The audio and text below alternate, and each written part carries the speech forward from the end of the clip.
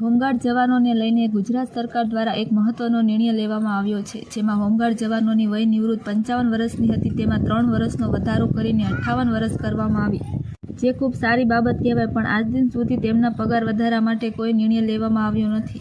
આ માટે ધંધુકા નગરપાલિકા વિપક્ષના કોર્પોરેટર અને RDAM ધંધુકા પ્રમુખ રાસમિયા જયેશકુમાર દ્વારા હોમગાર્ડ જવાનોના પગાર વધારા માટે મીડિયા મારફતે સરકારને રજૂઆત કરવામાં આવી અને વધુમાં જણાવ્યું કે ગુજરાત હોમગાર્ડ જવાનો ચૂંટણી બંદોબસ્ત હોય, ટ્રાફિકની ફરજો હોય કે રાત્રિ પેટ્રોલિંગની ફરજો હોય, દરેક નિષ્ઠાપૂર્વક નિભાવે છે અને ગુજરાત હોમગાર્ડ પોલીસના પૂર્વક તરીકે કામગીરી કરે છે.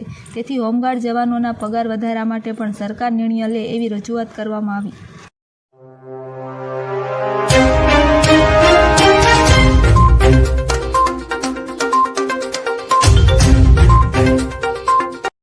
નમસ્કાર સાથીઓ, હું રાસમિયા જયેશકુમાર, કોર્પોરેટર ધંધુકા નગરપાલિકા અને RDAM ધંધુકા તાલુકા શહેર પ્રમુખ.